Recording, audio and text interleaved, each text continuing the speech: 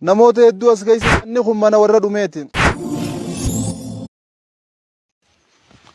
Ganda namuu irraa nafne kadure isaa fi hiyyeessinis dhufu ka qabaataa fi dhabaan mootii fi hawaasni jabaa fi laafaan dhiiraa fi dubartiin xiqqaa fi guddaan beekaa fi wallaalaan eenyuhuu irraa hin hafne ganda san keessatti argamna. Jaallan kiyya duraan dursa assalaamu alaikum warahmatullaahi wabarakaatu. Arraan tana qalbii teenyaaf qalbiin namaa akka birilleeti yookaan akka daawwitiiti yoo xaragan malee ni xurooyti yoo amma hadiisaa fi quraana itti himuudhaan xurii irraa oofan malee ni xurooyti. Saniif qalbii teenya jecha nabii keenyaa fasalawaatu rabbi wasalaamu alayhi akka ajajaatti isaan nu gaddabarsan aksiruu zikra haadhi min lazzaat mee heddommeeysa isii mi'aa jiruu duniyaa murtuu taate san isiin du'a yaadannoo isii heddommeeysaadhaa jan yaadannoo isii heddommeeysuun akka boruu teenyaaf qophoonu nu taasifti akka akhiraa teenyaaf carraaqanu nu taasifti akka asif firan rafnee yookaan utalisoomnee yookaan laafannee boruun teenya nu jalaa hin banne nu taasifti. Saniif nabiin keenya fasalawaatu rabbi wasalaamu alayhi an qabrii ziyaaruu irraa isiniin dhorke duraanii dhagaa ziyaara nulleen as dhufne jechuudha isin yaadachiifti waan ta'eef qabrii irraan fagaatinaa nuun jan nulleen irra warra qabriitiif rabbi kadhachaa assalaamu alaykum ahlal qubuur min almuslimiina walmu'miniin wa inna inshaa allahu ta'ala bikum laahiquun nas'alu allaha lana walakum alcaafiya antum salafuna wa nahnu bil'athar rabbiin rahmata isaaniif haa godhu arra nutti haajaman boru nulleen namatti haajamna. Namni du'ee qabrii keessa jiru nuu jiru kanarraa haajaa qaba. Nuti arraan tana carraa rabbi kadhachuu qabna. Carraa rabbi kadhachuu rabbiin nuu laatee jira. Hanga duunee qabriin seeninitti waan sakaraanni du'aa nuun qabatinitti tawbaan teenya qeebalamtuudha waan taateef har'a yoo rabbi isaaniif kadhanne rabbirraa waa isaaniif fuudhuu dandeenya. Qabriin ganda dukkanaati obboleeyyan kiyya. Qabriin ganda rakkooti obboleeyyan kiyya. Qabriin ganda namni dhufee itti salaamtaa namaan hin jenneedha. Ganda namni dhufee itti maal keessa jirta akkam ooltan akkam bultan namaan hin jenneedha. Haadha abbaan akkaan nama jaalatan ilmaanii fi firaa'aaliin rahimaa fi ollaan dhufanii bakka kanatti nama laalan hanga fedhan yoo si jaalatan guyyaa tokko boyanii ichi booda si jalaa galan namni dhufee akkam oolte akkam bulte si hin jiru. Namni dhufee maal keessa jirtaa quba si qabu hin jiru. Qabriin waa lamaan irraa takkuma taati yookaan ibiddaa yookaan jannata. Yoo jannata keessa jiraattee sumaatu irraa haadha jira yoo ibidda keessa jiraattee sumaan rakkoo jira namni abaluu keenya rakkoo keessa jira jee dhufee si laalu ilmoon tee dhuftee asis hin laaltu obboleessi kee obboleettiin tee dhufanii asis hin laalan haadhaa fi abbaan kee dhufanii asis hin laalan abbaan mana keetii dhufee asis hin laalu haati mana keetii dhuftee asis hin laaltu kophaatee as keessa turte dubo warri kaleessa addunyaa gubbaadhaa deeman fassahabatul kiraam ridwaanullaahi alayhim saabonni ergamaa keenyaa qaqqaaliin san maatuu qabla 10 qurun jaarraa 10 dura addunyaa irraa deeman yookaan jaarraa 14 dura addunyaa irraa deeman hanga irraa garaadachii keessa jiraachaadhaa jiran fanahnu naciishu fi batni al-ardi akthara mimmaa naciishu alaa zahriha hanga duwidachii gubbaa jiraannu caalaa garaadachii keessa jiraachuudhaaf teenya arra abaabonni keenya akaakonni keenya abboonni abboota keenya haadholeen haadholee teenya warri isaan dura turanii hundi isaaniitu garaadachii keessa jiran hedduun keenya haadha teenyaa nagarre hedduun keenya abbaa keenyaa nagarre hedduun keenya abbaa keenyaa nagarre hundi isaanii garaadachii keessa jiran eeguma nuti dhufnee dachii gubba gabbuunee fi as jidduuhu namni takkaa salaamtaan jiiniin ka garaadachii keessa jiru waa jiru garaadachii keessa hin jiraanne hanga guyyaan qiyaamaa ga'utti namni dachii seene ol deebiin isaan jirtu gana gaafa qiyaamaadhaaf garriin afuufamte akka meeraa dachii keessaa magarree hundi keenyaahu ka'uudhaaf teenya obboleessa kiyya obboleettii tiyya gaafa yaa dhabdee laaffattu namoota hedduu si marsee sirra tatta'a saahiboota kee jaallan kee fira kee rahima kee aanaa kee aantii kee ollaa kee saahiboota wajjiin guddatte obboleeyyan wajjiin dhalatte haadha abbaa irraa dhalatte si marsanii si bira tatta'an isaanii si bira tattaa'u beekaa turte gaafa qabrii keessi kaasan ammoo isaan tokkollee biraan agartu nama ati takka agartee hin beeyneetu si ol kaasee man rabbuu kasiin jaa naakirii fi munkar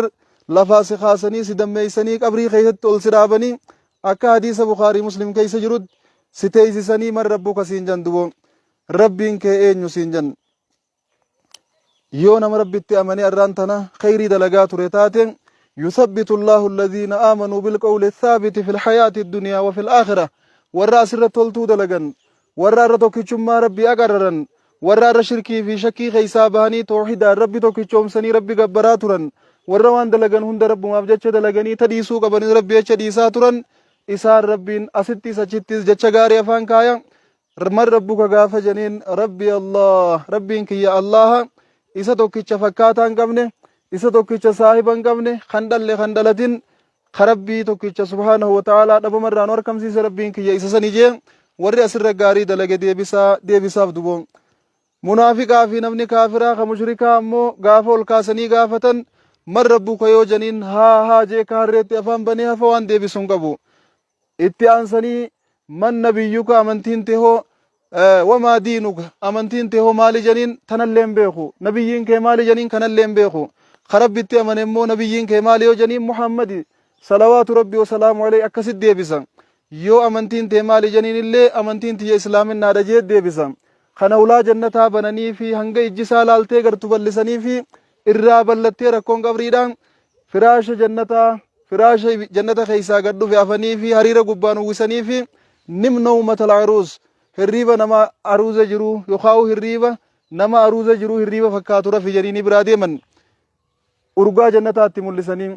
kaan ammoo dhawinsa isa dhawan madooshaa isaan dhawan san osoo gaara addunyaatiin dhawanii lasaara aljibaalu turaaba silaa gaarri biyya taha jan dubo gaarri silaa isaa saniin dhawan biyyeedha taha jan madooshaan mataa keeysatti gallakkisanii addaan facaasan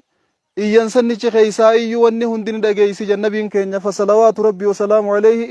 illa thaqalayn jinnii fi insii malee jinnii fi insii qofaatu hin dhageenya iyyan sanni iyyuu achii duba dachii wali qabdi itti dukkanooyti fooddaa ibiddaatti bananii biraa deemaniin baana way osoo qiyaamaan arrumanu taatee jechi keeysaa way waata maaliif jennaan balaan biyyaa wajjii balachuudha akka jaansan kophaatiyya asii gubachuurra osoo biyyuma wajji qiyaamaan taatee gubadhee jaa ka jannatatti rafi janiini biraa deemanis osoo asumaa nu kaasu baatanii jaa kunis itti toltee jirti waan ta'eef jechuu obboleessa kiyya obboleettiitiyya qabriin immaa rawdatu min riyaadil janna wa immaa hufratu min hufarin naar takkaa caffee jannataa irraa taate nuu taati yookaan boolla ibidda irraa taate nuu taati lamaan irraa takkuma abbaatuun lachuu filata abbaan lachuutuu filata caffee jannataa irraa sii taatu caffee jannataa irraa taate qabriin tee sii ta'uu yoo barbaadde sumaa taasifata boolla ibiddaa irraa taate sii ta'uu yoo barbaadde sumaa taasifata yoo qajeelte jannata yoo jallatte azaaba anaas isinis rabbi azaaba jalaa nu baasee warra jannataa nu haa taa'isu joollummaa teenyatti qabrii tana gubbaa arra seeramtee jirti arra seeramtee tekka agartan kanatti citaa magarsitee duuda isaanii gubbaadhaa beeyladaa isaaniitiif hawaasni citaa haame amatatti hoggu takka beeyladaa ifiitiin jiraachifachaadhaa jiran manni kun mana warra dhumeeti namoota hedduu as keeysa jira hayyoota gurguddaa as keeysa jira yamuutu saalihuuna wayamuutu xaalixuun yamuutu lxukamaa wayamuutu ljuhalaa wayamuutu ljubanaa wayamuutu shujaa gootonni dhumanii as jala jiran arjoonni dhumanii as jala jiran dooyinonni dhumanii as jala jiran dubartoonni dhumanii as jala jiran dhiironni dhumanii as jala jiran namni as jala hin jirre hin jiru guddaan du'ee as jala jira xiqqaan du'ee as jala jira hayyuun du'ee as jala jira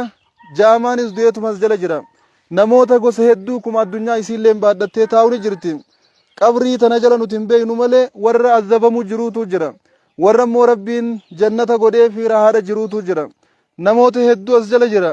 nulleen boru dhufuudhaaf teenya ni turra moo dafnee dhufnaa allahu aalam rabbii tokkichaatu beeka bakka ni dhufnaa amannee jirru tayoom dhufnaa hin beeyne nama nasiiba jiraatu waan ta'eef nuti dirqama keenya carraaqachuun dirqama keenya jabaannee baachuun dirqama nurra jiruudha arra yoo laalte dachiin tun asiin gad mitira 200 caala gaffagaatti akkuma gartan kana seeramtee citaa bareedaa kana magarsitee kanaan taa'adhaa jirti فإنا لله وإنا إليه راجعون أنا فتيس أصدف وراب تينيو بلي سخي بلي تيتيا بروج تادو يدا خينيا قبا بيلا داف غندي هم تشوراب تا فإنا لله برو غرتي نمني دويدا خينيا قبا بكيد دوتينو ما قبري قبا وافجافتني ميدان قبا مرتني كون أكا خران كيسان باني فكا نمني خيسان ديمني سيراني مكين بافتي بنين سر رقالي غافا سينما ركيسو بنين سايا چر راجر أمالي bineensaatu as keessa nama nyaataan baana citaan sii waan biraatti amma roobeef hangana malee guddatee booda namni keessaan mul'atuun baana citaadha duwida isaanii gubbaa namni hammachaa jira obboleessa kiyya obboleettiitiyya awwanniin sii dhaamu anaafis mataa kiyyaafis wanti hin dhaamu hadaraa rabbii jabaannee akhiraa teenya haa tolfannu. Jabaannee gandarraan hafne kana haa tolfannu. Gandi kun ganda qabaataa fuudhee dhabaa dhiisuu miti. Ganda dhabaa fuudhee qabaataa dhiisuu miti. Ganda mootii fuudhee hawaasa dhiisuu miti. Ganda hawaasa fuudhee mootii dhiisuu miti. Shaabii fi mootummaanis bakka kana dhufuudhaaf ta'an.